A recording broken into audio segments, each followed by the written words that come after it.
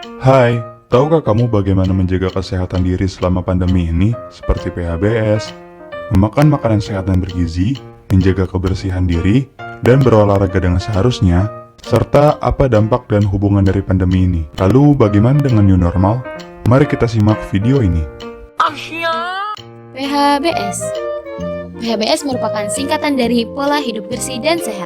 Sedangkan pengertian PHBS itu sendiri adalah semua perilaku kesehatan yang dilakukan karena kesadaran pribadi sehingga keluarga dan seluruh anggotanya mampu menolong diri sendiri pada bidang kesehatan serta memiliki peran aktif dalam aktivitas di masyarakat. Lalu, manfaat dari PHBS secara umum adalah meningkatkan kesadaran masyarakat untuk mau menjalankan hidup bersih dan sehat.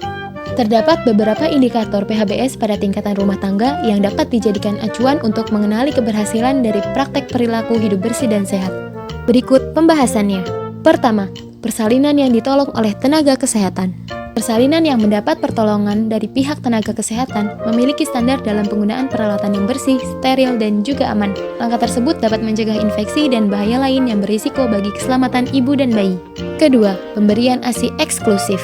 Pentingnya ASI bagi anak usia 0 hingga 6 bulan menjadi bagian penting dari indikator keberhasilan praktek perilaku hidup bersih dan sehat pada tingkat rumah tangga. Ketiga, menimbang bayi dan balita secara berkala. Praktek tersebut dapat memudahkan pemantauan pertumbuhan bayi. Penimbangan secara teratur juga dapat memudahkan deteksi dini kasus gizi buruk pada anak. Keempat, cuci tangan dengan sabun dan air bersih. Praktek ini merupakan langkah yang berkaitan dengan kebersihan diri sekaligus langkah pencegahan penularan berbagai jenis penyakit berkat tangan yang bersih dan bebas dari kuman, bakteri, serta virus. Kelima, menggunakan air bersih. Air bersih merupakan kebutuhan dasar untuk menjalani hidup yang sehat. Keenam, menggunakan jamban sehat. Jamban merupakan infrastruktur sanitasi penting yang berkaitan dengan unit pembuangan kotoran dan air untuk keperluan pembersihan. Ketujuh, memberantas jentik nyamuk. Nyamuk merupakan vektor berbagai jenis penyakit dan memutus siklus hidup makhluk tersebut menjadi bagian yang penting dalam pencegahan berbagai penyakit. Kedelapan, konsumsi buah dan sayur. Buah dan sayur dapat memenuhi kebutuhan vitamin dan mineral serta serat yang dibutuhkan tubuh untuk tumbuh optimal dan sehat. Kesembilan, melakukan aktivitas fisik setiap hari. Aktivitas fisik dapat berupa kegiatan olahraga ataupun aktivitas bekerja yang melibatkan gerakan dan keluarnya tenaga. Dan yang terakhir, tidak merokok di dalam rumah.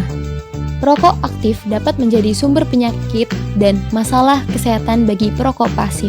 Berhenti merokok atau setidaknya tidak merokok di dalam rumah dapat menghindari keluarga dari berbagai masalah kesehatan.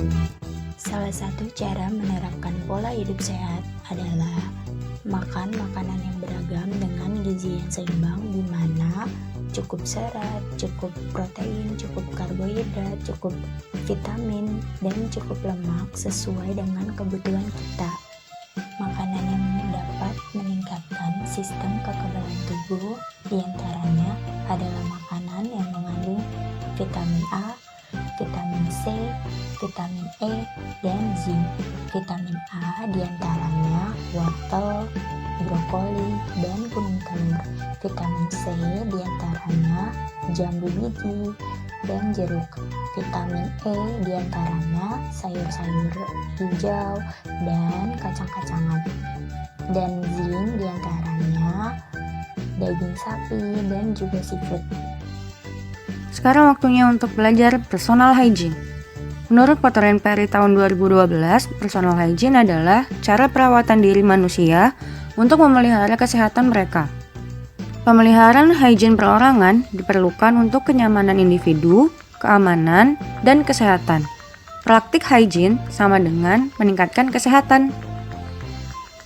Macam-macam personal hygiene menurut Potterian Perry tahun 2012 adalah: yang pertama, perawatan kulit. Yang kedua, perawatan kaki, tangan, dan kuku.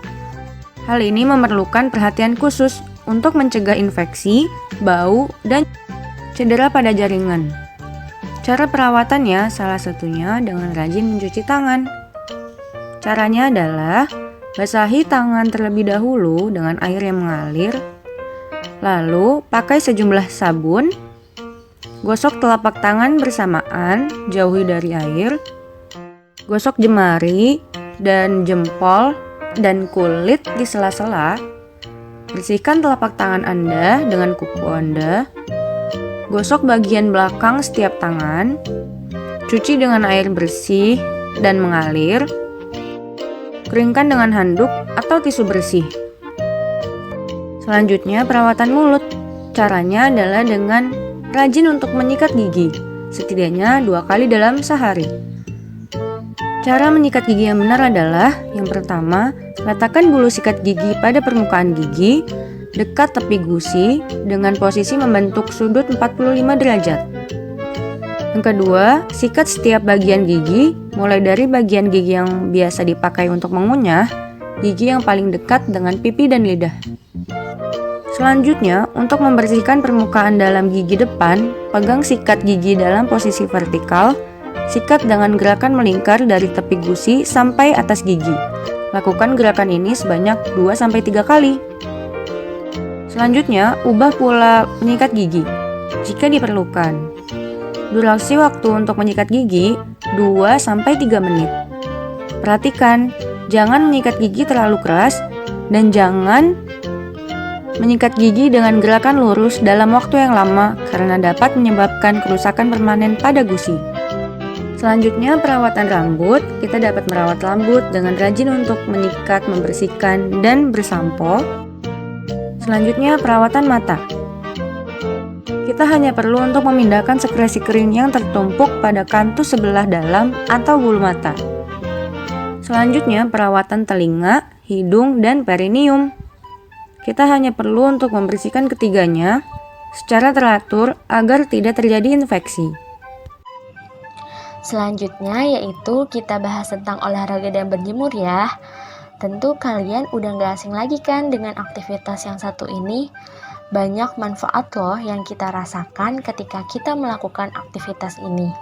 Nah, di antaranya yaitu yang pertama, aktivitas berjemur dan berolahraga dapat meningkatkan kandungan vitamin D bagi tubuh. Seperti yang kita ketahui, vitamin D sangat bermanfaat untuk kesehatan tulang dan gigi, serta dapat menjaga sistem kekebalan tubuh kita, guys. Poin yang kedua, manfaat berolahraga dan berjemur juga dapat menjaga dan merawat kesehatan kulit. Kalau kalian ingin punya kulit yang sehat dan bersih, rajin-rajinlah berolahraga, guys. Poin yang ketiga, yaitu dapat membakar lemak secara rutin. Ini kalian bisa terapkan secara rutin, guys. Selanjutnya, poin yang terakhir yaitu mengatasi masalah susah tidur. Nah, olahraga yang teratur juga dapat meningkatkan kualitas tidur kita loh, dimana nanti kita bisa tidur dengan lebih cepat dan lebih lama. Oh iya, berjemur dan berolahraga juga bisa dilakukan secara bersamaan loh. Contohnya yaitu ketika kalian berjemur, kalian bisa selingi dengan olahraga ringan. For your information nih guys, waktu yang baik untuk berjemur di bawah sinar matahari pagi yaitu antara jam 8 hingga jam 10. Apabila kalian melakukan kegiatan berjemur melewati jam 10 pagi, maka sinar matahari yang masuk ke dalam tubuh kalian justru bisa meningkatkan resiko terkena kanker kulit. Dari kegiatan-kegiatan yang kita lakukan memiliki dampak positif bagi kesehatan tubuh kita, seperti halnya makanan dengan gizi yang seimbang dengan mengkonsumsi makanan tinggi protein, karbohidrat, maupun kalsium, menciptakan sistem kekebalan tubuh yang baik untuk mencegah berbagai jenis virus, bakteri, dan mikroorganisme lainnya yang masuk ke dalam tubuh kita. Setelah mengetahui dampak positif bagi kesehatan tubuh kita dengan melakukan kegiatan-kegiatan tersebut, apakah kalian masih ragu untuk melakukannya? Ayo ubah pola hidup kita menjadi pola hidup bersih dan sehat untuk menjaga tubuh kita dari virus corona yang saat ini terjadi. Karena berawal dari kesadaran diri kita meringankan beban para tenaga medis dalam menghadapi coronavirus saat ini. Nah, dari semua yang sudah dijelaskan, pola hidup bersih dan sehat memiliki dampak yang sangat banyak bagi kesehatan tubuh kita dalam meningkatkan daya tahan tubuh kita tetap terjaga.